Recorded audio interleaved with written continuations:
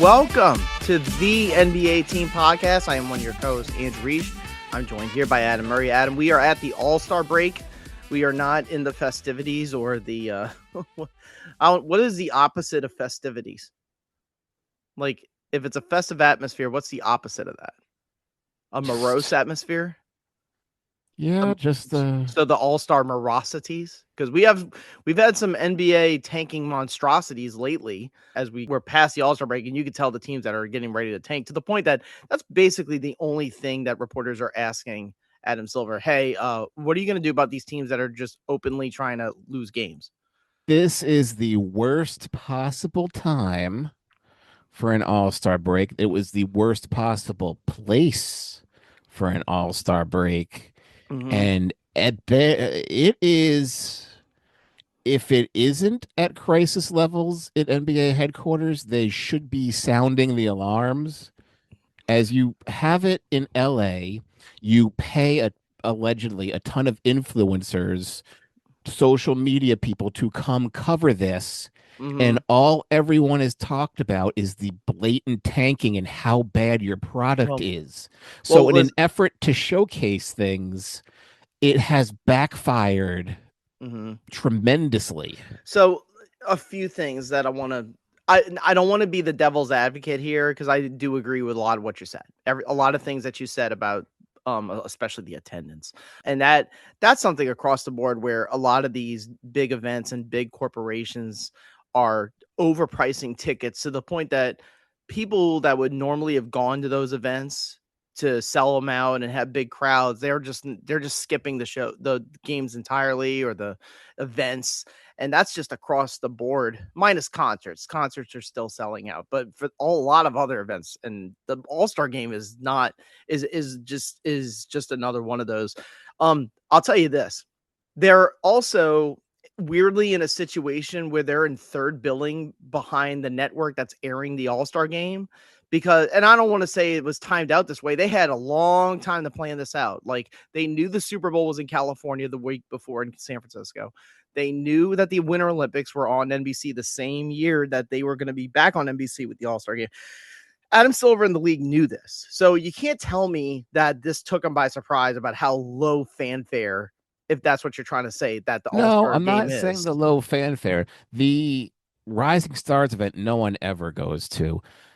As far as being priced out, you've pointed out to me at WrestleMania there were tons of empty seats at Yeah. Vegas And because you know what else too? I do want to mention this. So I was watching the Royal Rumble. The Royal Rumble is in Saudi Arabia, which, to each their own. It's something that a lot of these events are doing. A lot of these leagues are outsourcing the Arab to Saudi Arabia because they get a huge payday for something where they don't even have to like put too much effort into it. They just pay for everything. The kingdom does. But what it is that I noticed that they use lights. They use those like flashing lights like the Intuit Dome does in Inglewood where the All-Star game is. And it's really bad aesthetically because when the lights flash, you can see the empty seats.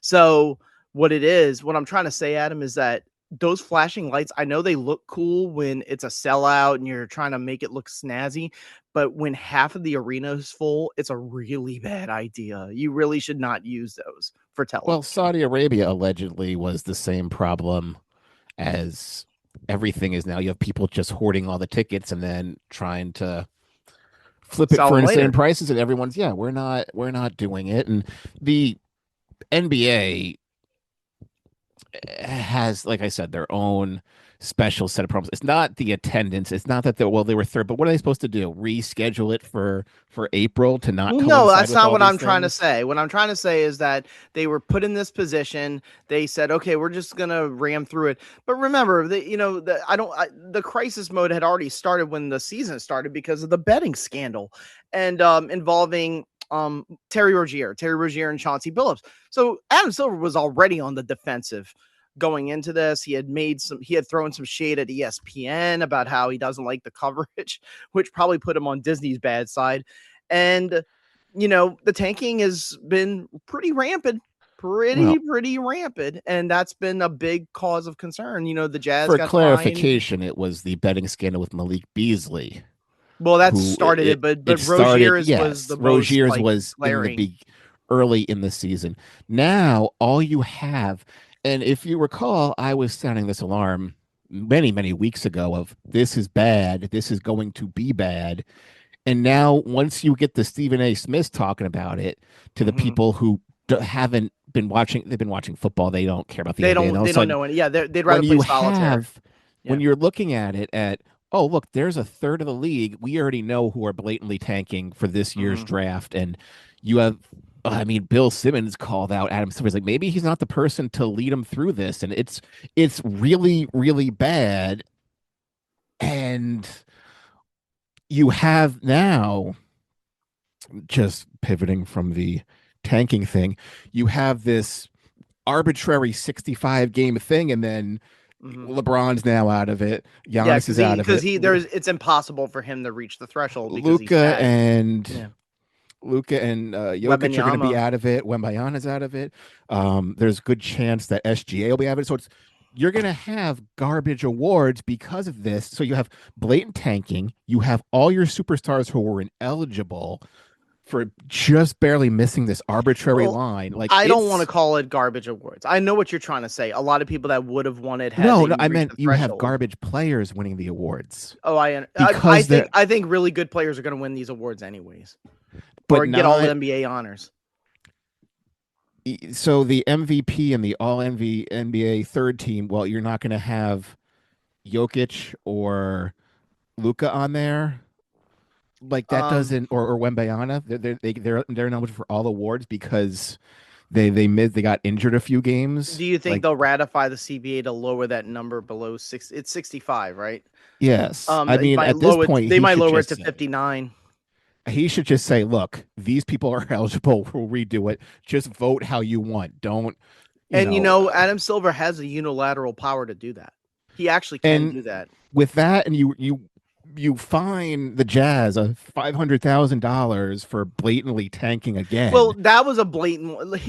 I mean, Adam, not all tanking is created equal. The thing is, the Jazz ones were so blatant where Pulling all the starters at the so fourth. exactly. So they acquired Jaren Jackson Jr. He actually played okay. Then he elected to have some type of surgery that's knocking him out for the rest of the season. But yeah, exactly. Um Keontae George, who I haven't seen in I don't know. I hope he's okay. Laurie Markkinen and Jaren, they didn't play a minute in the fourth quarter, even when they had the lead, or if it was close, it didn't matter. So you're just getting a ton of Isaiah Collier and Bryce Sensabaugh and Kyle Filipowski. And I'm not trying to disparage those players. It's just that it's very, very obvious that if you lose, if you blow a lead, if you're leading going into the fourth, the Jazz don't care, which means you don't care if you win or lose. And they asked Will Hardy a question like, "Did you plan to put him back in?" He basically said no.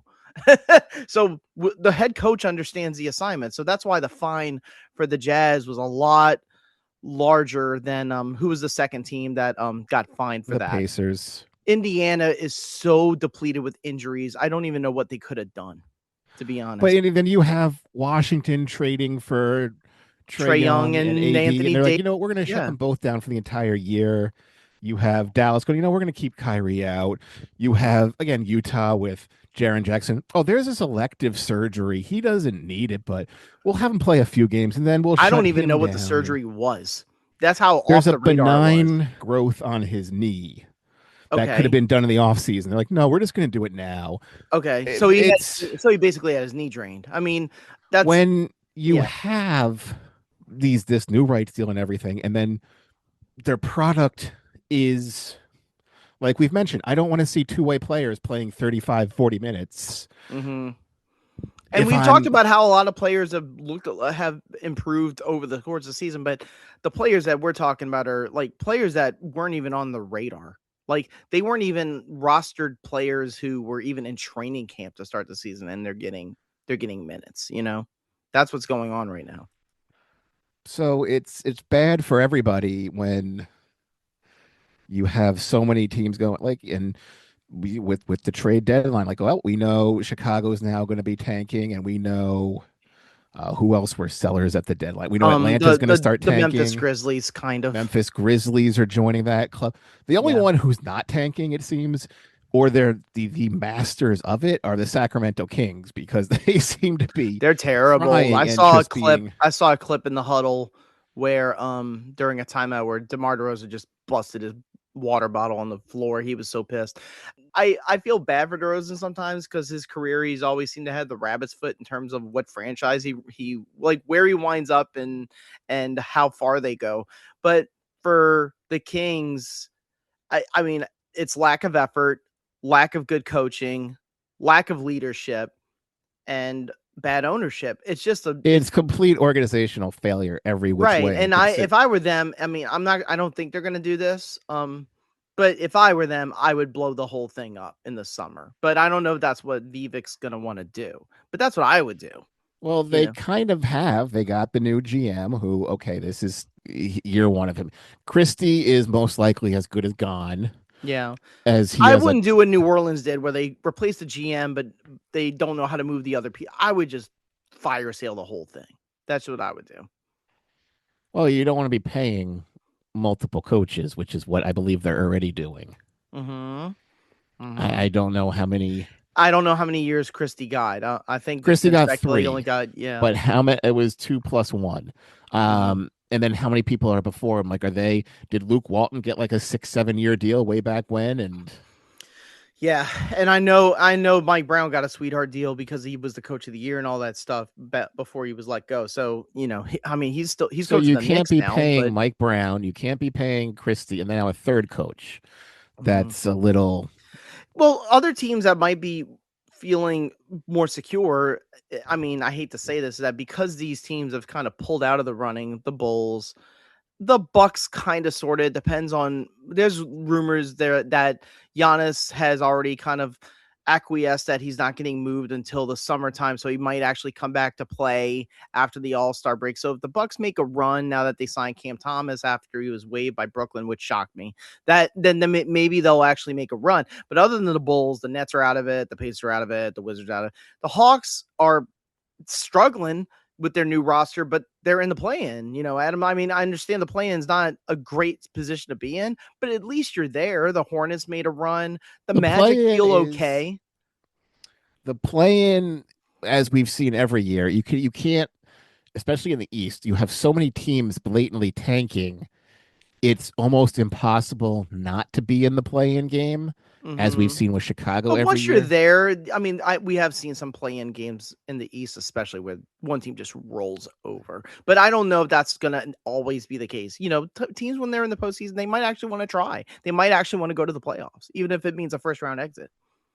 Well, there's only the West is, and this is the problem, and we'll probably get into this. We'll delve into this next week a little bit Mm-hmm. about teams making a push, but the West is currently all set. Locked in. I agree. The I think the the play in is locked in Yeah, almost. no, I meant that The includes the play. Lakers, the Lakers and the Suns might flip. It's possible. It The that's Wolves scare irrelevant. me. The Wolves scare me. Sometimes their metrics, like their efficiency metrics look great, but there are some nights where I'm like, what are they doing? Like they just seem to be falling apart in the fourth quarter of games. But I think they're still safe. The Lakers, we'll see. Their defense is still bad. The seating is irrelevant. Mm-hmm. Do not get caught into that because you're going to be talking this till the I final get week that, but what of I'm the saying is season. that in terms of closeness, I think the Suns and the Lakers could No, move. I'm saying it's irrelevant. The issue is the play-in game. Right now, the Clippers are currently 5 games ahead Yeah, for the last play-in spot Kawhi, to his credit, is playing really well. over Memphis. Memphis isn't going to try. Dallas Mm-hmm. isn't going to try. New Orleans isn't going to make up 12 games to get in the play-in game. Yeah, So the West is all set. The East, I would imagine Milwaukee will make a push to make the play-in game, and Atlanta, who is currently the 10th seed, who are currently I can three see games Atlanta ahead. having a good Uh, last month. I do because I think once they're familiarized with them with the roster that they've finally thrown together, they actually might start playing. but I they don't. are Yeah. in the last place of the play-in game. Yes. The only ones who can supplant them are basically Chicago and Milwaukee. Milwaukee Mhm. will try to get in the play-in game. And if Mhm. Atlanta goes, well, is it worth being the 10 or is it wish we let Milwaukee take it? They'll let Milwaukee take it. Mhm. So that is what I'm saying. I don't care who's the fourth seed or the fifth seed, which you apparently are. Well, I think for the East it's important because I think No, for it that is not three, important six, in 4, February. 5, it'll. Well, no, no, no. What I mean is that when we get to the matchups, I actually think some certain teams might have problems with other teams. Is what I'm But trying we're to say. not even close to that point Hmm. where we can even deal with that as the currently here on the All Star break, the number 3 seed is only 3 games ahead of the number 7 seed. That's just one bad week. The East is a little more spread apart, but you expect Cleveland, but that's why it doesn't matter at this point who the currently is. Well, the Lakers are making it's February. It doesn't. This doesn't mean jack squat. Yeah. Well, Don't get caught in the minutia. what I will say is that among those top 6 seeds, like the ones that are safe of the plan in the East, the Cavs are on a roll now. Even before they acquired Harden, they were playing well up to that point. No, they Now I weren't. They were cursed. well, they were cursed, Are but we what I'm even they watching the same season? we Like are watching the season. They we were on a you winning can't say they're streak. playing good. Well, they were on a winning streak before they acquired Harden. Now after they acquired Harden, they've been last 3 or 4 games. They've won all their games by 20 plus points. Yeah, now they're currently on they've currently gone 9-1 the past 10 games. Mm-hmm. Prior to that is they were They were struggling. Yeah, yeah. agreed. So don't be like they had a good 2 weeks and all of a sudden they're playing good. No, it might have been the Harden was the jolt that well we said they had to Well, do something. yeah, I see the recency of it. What I'm saying is that they're finally clicking a little bit. But the Celtics, the Knicks, and the Pistons are like from a net ratings perspective, very good teams.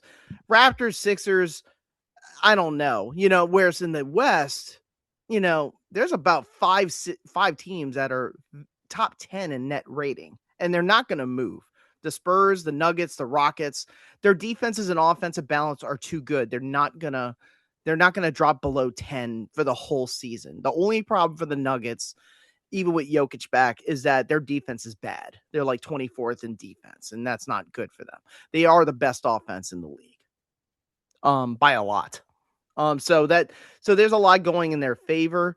I mean, in the West is going to be a bit of a gauntlet, especially once we get to the second round of the playoffs. But I know what you're saying. You're saying don't get hung up on a round that's almost like an inevitability that we're going to have like the top 5 seeds or 4 seeds in the second round. I think in the East you might see upsets. I just that's just my It's take. the 10 teams are in. The 10 teams are almost locked in the West. The East, like I said, there maybe 9 of the 10 are. And this is extremely early, which is why we're talking about tanking, Mm-hmm. not will the Lakers be the 5 seed or the 6 seed. Yeah, and I've seen how it stabilized the standings. I've seen this before early in the season. I have seen it where it's like, oh well, the standings basically stayed the same between late February and the end of the season. What it is just that it's just the strategy roster wise of what these teams are doing. We've seen so many iterations of tanking now, Adam, over the last decade plus, that now it's just like you can't fool us. You can't fool fans. You can't fool degenerates. You can't fool like the betters. You can't fool the front offices. They know when you're doing it. The only part that I find a little disingenuous is that the rumor is, and it got leaked out by probably rival teams and beat reporters, that it was the Thunder that told the league, hey, you need to do something about these tanking teams. The Thunder tanked for a couple of years. So, I think where they're coming from is that they feel like, well, we did it the right way in terms of building from within and getting players and drafting well. Nobody helped us. We had to do it on our own. I guess that's their mentality, but I guess the mentality of the rivals are like, yeah, but you were also like a 60 loss team for 2 straight years, and that's how you got all those picks. No. I would imagine if they're complaining about it, it has to come down to well, we're bringing the Jazz in. We're a small market team. Nobody wants to come see the Jazz, and they're tanking this. Nobody wants to come see Memphis, and they're 11 guys under rookie contracts And let's be currently. real, the Oklahoma City Thunder, they're very, very good. They're going to be the best team. They're going to probably have the best record going in. They don't have star power. They don't have star market power. They have one big name MVP candidate player, and They after have one that, big name that and after that, nobody, a casual fan probably can't name any of their players. you don't see SGA stuff, jerseys. You don't see And the billboards Jalen everywhere. Williams He's injury thing is now officially a concern. Like he's incredibly rusty. He's now having random hamstring pulls, and it's not good. They need to probably ice him for the season just to have him ready for the playoffs, in my opinion, or ramp well, him up the last there couple goes weeks. his awards. Yeah, he ain't getting nothing. Agree. Yeah, so here's MVP Bam Adebayo. Like, You say that like it's a bad thing. Bam but Adebayo's a good. That would be the first time. Wouldn't that be the first time a husband and wife were MVPs or girlfriend boyfriend? given we have to now cut off all these people who are better than him, it shouldn't be we're taking the seventh chance, the seventh option You see, and because that's I feel like where we're different. Like for me, it's about the journey. For you, it's about the destination. But the thing is, for like that's why I watch the games. I like sit there and I like go through the minutia of like, okay, who played, how many minutes did they get? Like to me, that kind of stuff is important. I know that once we get to the playoffs and you get to the end of the season and the end of the playoffs, people just remember just a few small bullet points, and I understand, and it makes the whole season feel meaningless at times. But I do feel like there is importance of terms of, well, hey, just because Luka Doncic didn't play enough games to win All NBA doesn't mean he doesn't exist. I mean, I don't want to play Luka Doncic. When he is going to be eligible to play in the playoffs when it matters. And that's the punting scenario that these GMs are doing. They're like, I don't care about winning awards. I just want to be healthy for the playoffs. yeah. I know, and I know for the season it can be annoying. You can't see your best rosters until you get close to the season, but So that basically, what it comes down to is when SGA, if and when he misses the cutoff mark, Cade Cunningham is your league MVP. uh He's worthy of well, it. here's the thing: how many games does SGA have to miss in order? I feel like he's only missed about 5 or 6 games. But he's gonna miss probably another 5 or 6 more with this hamstring thing. So Well, that's it's Jalen. That's trending. Jalen. That's Jalen Williams, not SGA. SGA is a hamstring thing. They're gonna want to probably keep him out. Well, I mean that's up to Sam Presti. Yeah, I get But what you're if he's saying. trending towards it, so you have Mm-hmm. SGA in a sweep because again, Cade Cunningham is your second place person of who's left. That is a severe drop off, and nothing against Cade Cunningham, whom we've have for years. We were on the Cade Cunningham bandwagon saying Yeah, how good he is, and Jalen Brown's another that could be considered.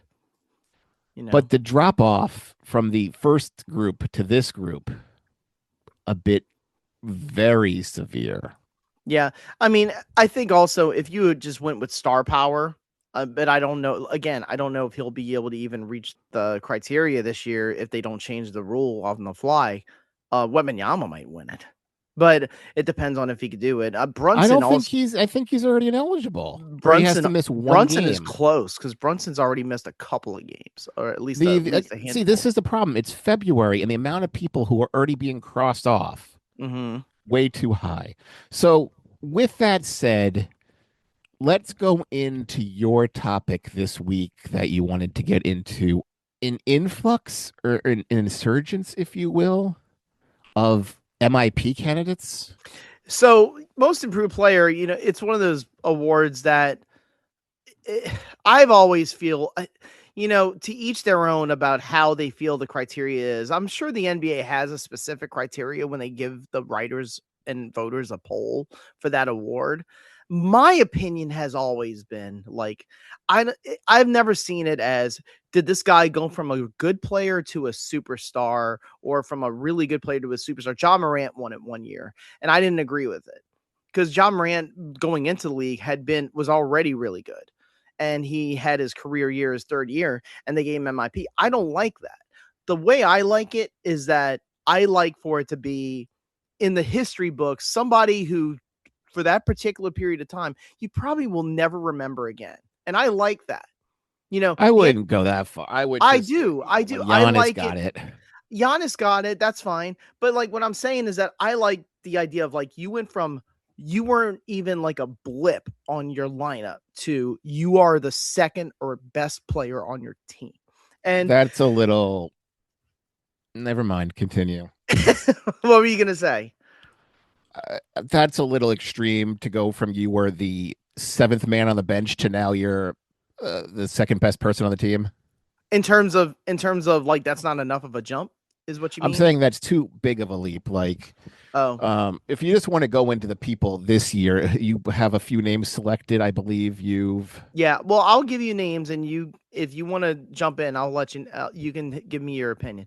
The one who's probably in the lead is Denny Avdia for the Blazers, who is an All Star. Of course. Jalen Johnson.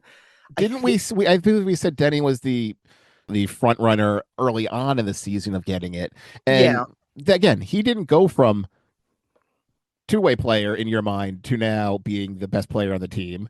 He Hmm. was developing last year, and we said if he could build upon this, he has the potential to be with Scoot Henderson gone and or injured, I shall Scoot. say. Actually, Scoot just came back. Yeah, Um. so everything's focused around him.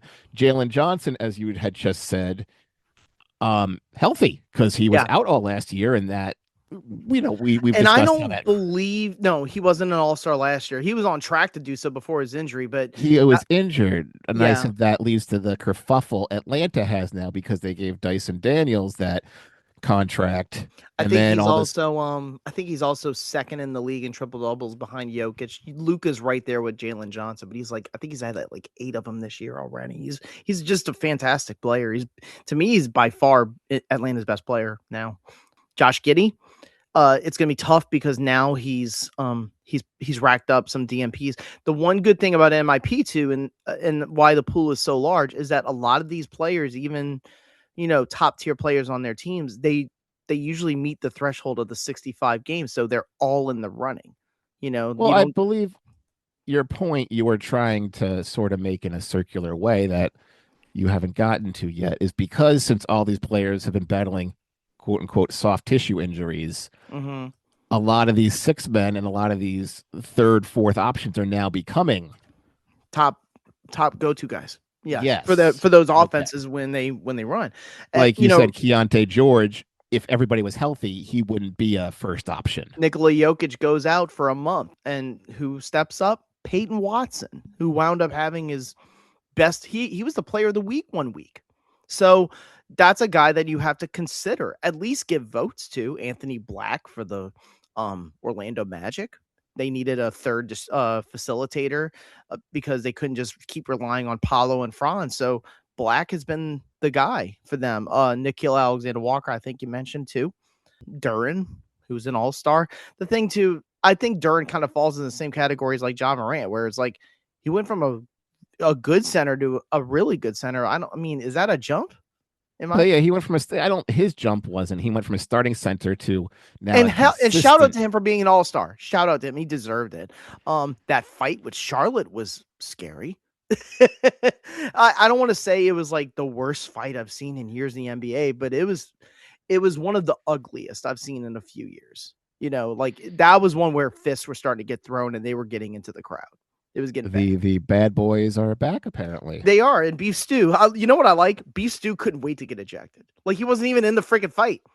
And then he just started throwing hands on, I can't even remember um who the player he was throwing hands with was, but it was a hideous scene. I think there were like 6 ejections. It was the top story on the next day. So I mean, some people always say, "Oh, fighting's not what our sport is about." Well, why is everyone talking about it the next morning then? They say that about So hockey.